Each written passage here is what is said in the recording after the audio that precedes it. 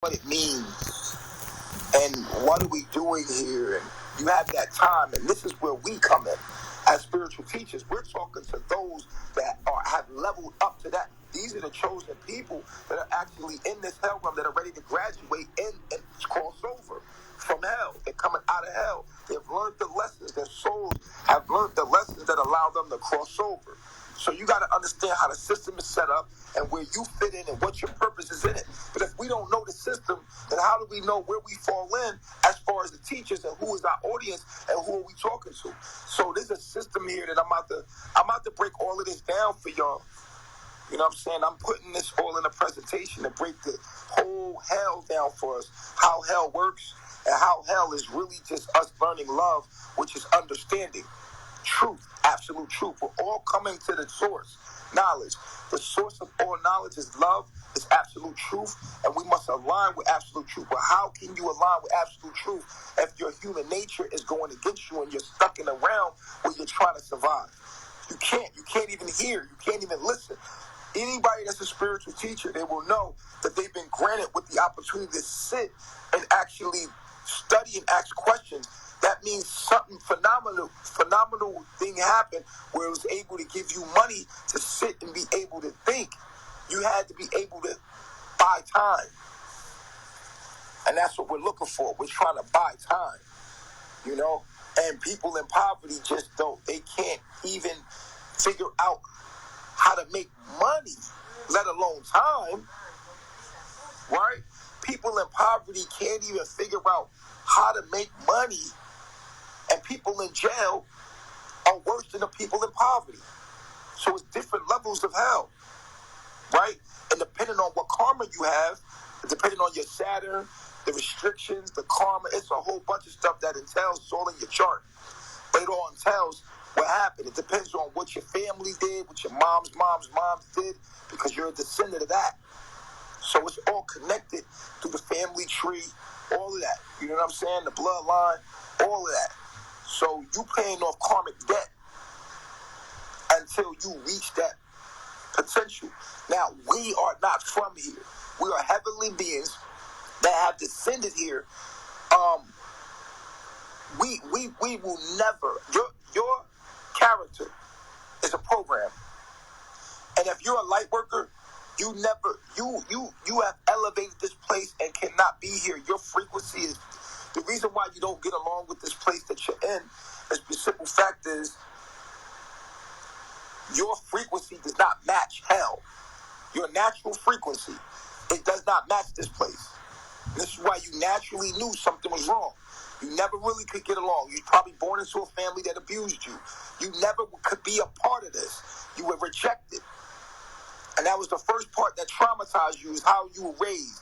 You were raised in a way that you were not allowed to be a part of society. You wasn't allowed to be a part of it. It's because you are a divine being. You're not supposed. You come from a place that you forgot about so that you could do your job here. If you knew where you came from, you wouldn't be able to be here. You had to forget where you came from so that you could do your job here. Because if you knew where you came from, this place would seem like it's too hard. You understand? It's kind of like going to a foreign land when you're from America and being homesick. You know what I'm saying? Like, you go someplace and you be like, damn, I really miss my home. But what if you never knew where you came from? There would still be an innate feeling like something off about, I don't feel like I'm a part of this. Take the idea of knowing where you came from away and then put you in a foreign place. That's the feeling that you have coming here as a light worker. You feel like, nah, bruh. Sign off, bruh. Sign off. You innately, and then what does that do? That drives you to find answers. You know what I'm saying? One day, it just gets louder and louder and louder that something ain't right. And you're now really just wanting to go home. So you start finding out why this place is wrong. And you start innately going back to where you belong. So you're touching nature, which takes you to the heavenly realms where you're from. And so you know, like, I can't do this. I can't, but you don't know what this shit is set up like. You don't know why you're here. You don't know what's really going on. So it feels like you innately just listening to people that, and then you look at your phone. It's full of knowledge. It's full of wisdom. You're always searching for truth. You're not from here. And you know that, but you don't really know that. The more you awaken, the more you start to understand, like, wow, this is so cool, right? That I came here to help people. But if you haven't tapped into your purpose and you haven't perfected your abilities, then you're going to feel disempowered. It's your fault because you haven't studied yourself. You don't know what you're good at. You haven't developed your gifts. You haven't been practicing the things that's going to make you take you to that next level. You just keep arguing with people or spending time around people just debating and convincing yourself of what you already knew. You're not from here. You're different. You're not going to be accepted. You're not going to have a mom. You're not going to have a dad. You're not going to have none of that. You never was supposed to be here. Get over that. First, get over that. Because they'll say that these things gave you trauma. Oh, you got mommy issues. No, I don't. You know what I'm saying? She will say to me, you disrespect women because you have mother issues. No, I disrespect women that disrespect themselves. Because I hold the divine feminine at a high standard of my eye. And any woman that's under that will irritate the fuck out of me. But that's why, but they are all on the levels that they on, and I can't be upset. Yet, it will irritate your soul, right? It's like this. You know you from the hood. You know you a real nigga. And then you meet people imitating that. It's going to irritate you, right? Because you know you really from that. Like you really from poverty. But then you got these fake white bulls or the fake black dudes acting tough. And you see, I come from that Wu-Tang era. I come from that real shit, that I came from the Bronx. I came from Jersey. I came from Philly. I come from that hardcore concrete jungle, and I know the real. So to live in this world and watch these dudes is irritating, because we was really from the slums. Like we was really from nothing, and it wasn't even something we was bragging about. We really didn't have a way out. We really didn't. And then they watch niggas that's acting like they something that they not.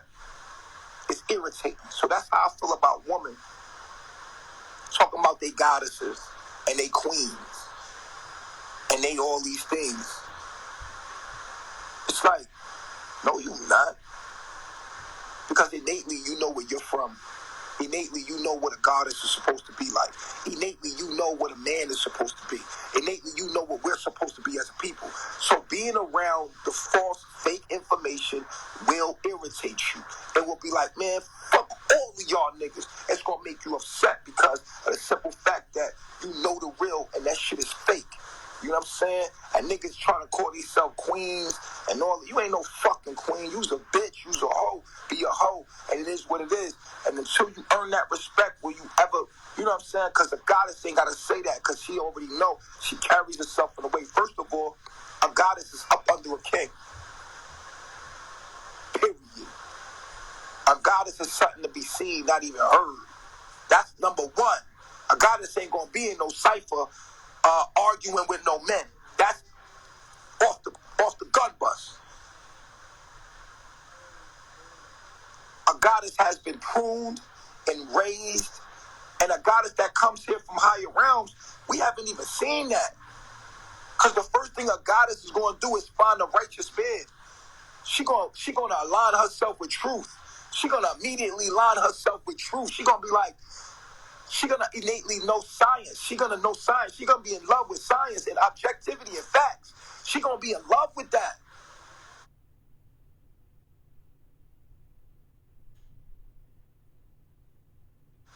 She going to find a man teaching science, facts, objectivity, mathematics, truth. She going to immediately be drawn to that nigga. And she's not the one standing by herself. Nah, not a goddess. Because a goddess understands that she's part piece of a whole. See, to be a God, a real divine entity, you can't be one gender. You can't. The divine entities they come in pairs. They become one. It's a male and female. These are hermaphrodites. The real gods are hermaphrodites. So as a goddess, you only half of what the fuck you truly are. So you in seek of your king, because your king completes you and you become one being. You understand what I'm saying to you? So a goddess, number one, is seeking for her king. And the king is seeking for his goddess because he knows he's incomplete. He can do all that he needs to do. He can do when you find the rest of you,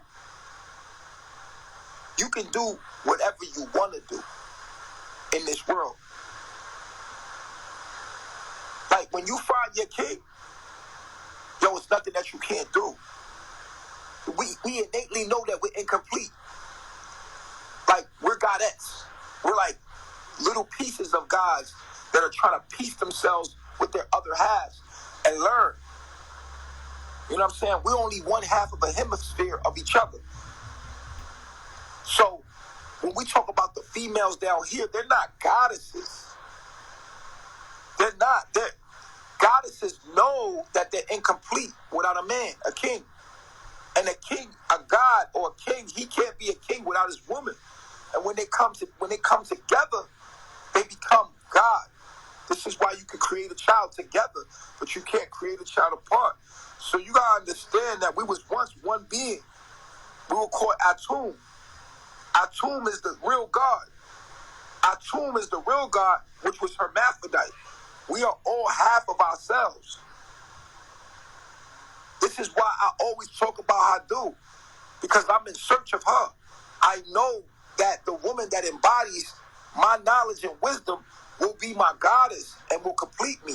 And I can have many expressions or different goddesses that I can love Hadu through. I can have multiple goddesses to love Hadu through, and attributes of her can be in my wives. I can have multiple wives and have attributes through all of them that connect me to my goddess. You understand what I'm saying? But first thing first, as a king, you know, innately, I'm looking for my goddess. But how do you find your goddess? You must become her. You must channel her.